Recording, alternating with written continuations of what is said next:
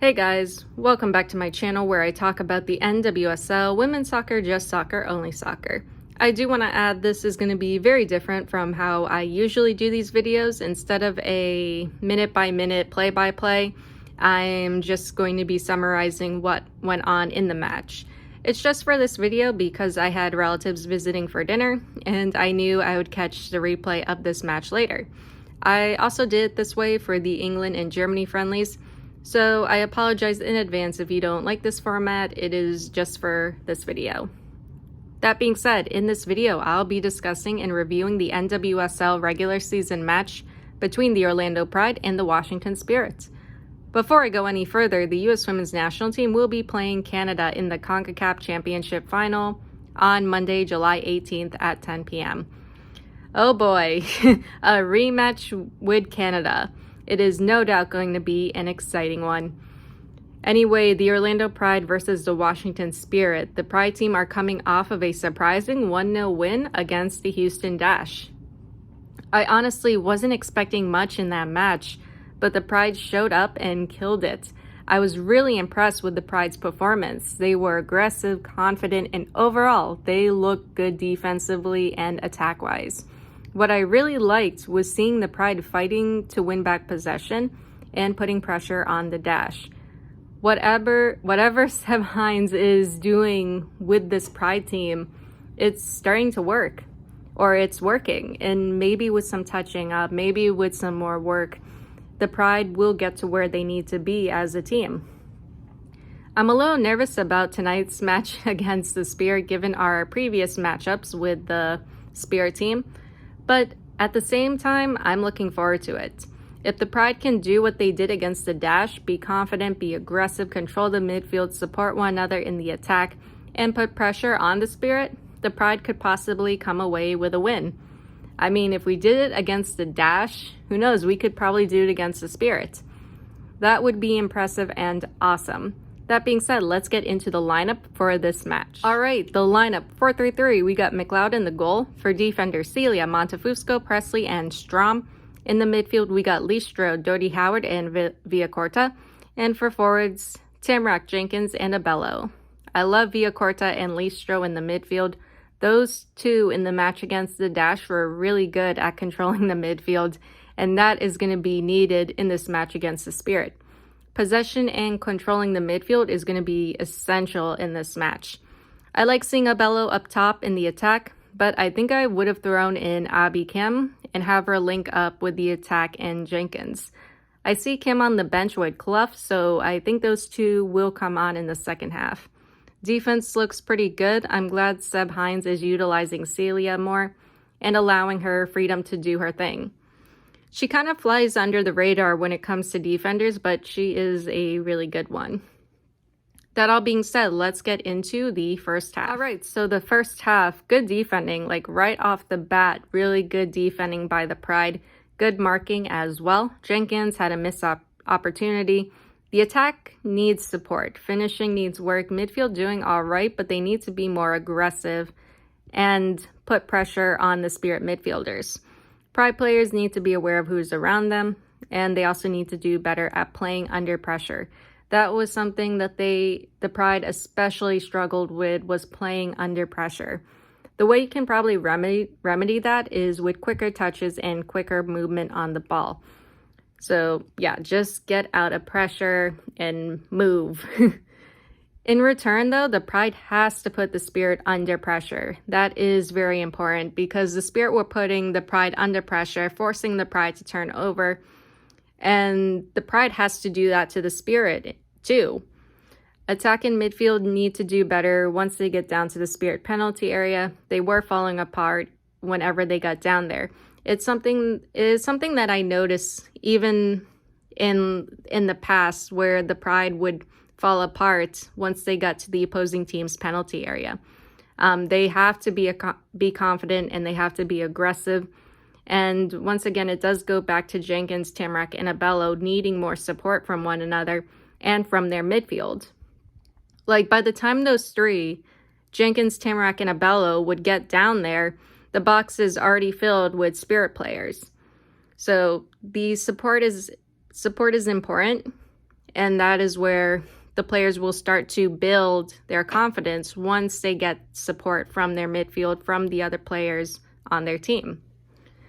Anyway, Listro and Villacorta are tough players. Like, they were really battling in the midfield. So I like that. They did well in this first half. So there was a yellow card for a Spirit player, Taylor Almer, for a hard check on Jody Howard. Jody Howard is okay, but so far that is everything that happened in the first half.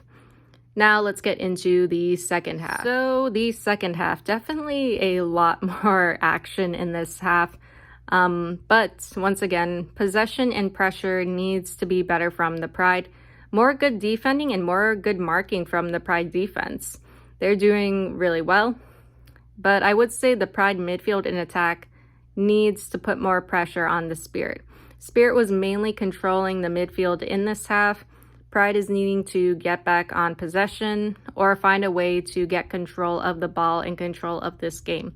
They got to be more aggressive, honestly. Spirit players putting Pride players under pressure. Yeah. Pride, yeah, they have to do better playing under pressure. Like, this is something that I'm just noticing for the entirety of this match, is just the Pride isn't doing too well under pressure. This is probably where you would want to bring on Michaela Clough, because does Clough even realize she's being put under pressure? Like, she is so good at handling pressure. It's like, I don't even think she realizes it. I do want to say this is definitely a more physical match. Jenkins is subbed out for Doyle in the 62nd minute. Pride attack once again needs support. Doyle needs support, but things are definitely changing things up as soon as Doyle came on. Pride had a Timrak goal, but it was ruled offsides.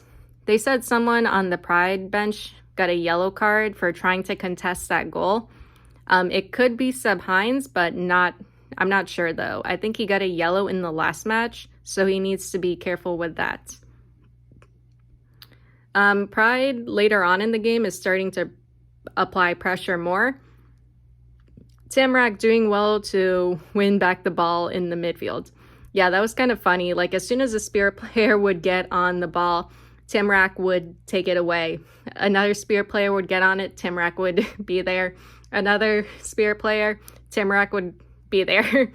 So yeah, that was awesome. She was working really hard in that half. Abello is subbed out for Peterson in the 71st minute. Pride starting to get some attacks in, starting to get back in control of the midfield later in the game. I think the Spirit could be a little tired though. Doyle goes down. She tripped and a Spirit player accidentally stepped or jumped on her ankle. And then after that, Presley goes down after a collision with Devin Kerr, the Spirit keeper. Yeah, it's definitely a more physical match. A few Spirit players have gotten injured or hurt as well. The Spirit players are okay, and Doyle and Presley are both okay. Timrak goes down after a tackle. Oh yeah, and Spirit player Brooks helping her stretch out her leg or ankle. That's really nice. Jody Howard and Timrak get subbed out for Clough and Kim in the 87th minute. Yeah, I just wish they came on earlier. 7 minutes of added time, and this is because of all the players going down with potential injuries and having the medical staff or the trainers come out to check on them. Doyle went down again, but she gets up quickly and is like, no to the ref, because the ref blew the whistle and wanted to have her checked. But Doyle was like, no, it's okay. Then in the 97th minute, whistle blown, second half ends. Pride draws 0-0. Good fight from the Pride. The attack still needs work, but I think I would have liked to see Clough and Kim come on earlier in the second half. I get wanting to close out the match with Clough and Kim. I think that happened in the match against the Dash, but maybe bring them on much earlier. It was a good match for the Pride, but the attack needs more cohesion. Players need to support one another and commit to the attack when it's time to do so. Also, be confident. On the upside, I like Pride's defense. Pride's defense was solid, marking players, reading passes, moving together as a line, and McLeod had some good saves. I'm just going to leave it at that, though. So the Orlando Pride's next match is going to be Sunday, July 31st against the Kansas City Current.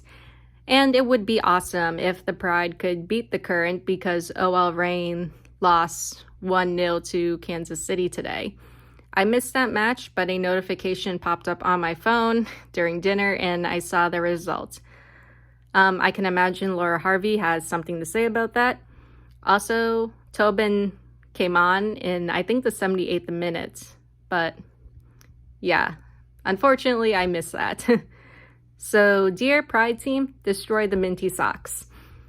Anyway, no NWSL schedule for this week. There are no NWSL games this weekend, but they will return on Friday, July 29th. I'll have the schedule up next Monday, July 25th at noon. That is all I have for you guys today or tonight, and I'll see you all in the next one. Later.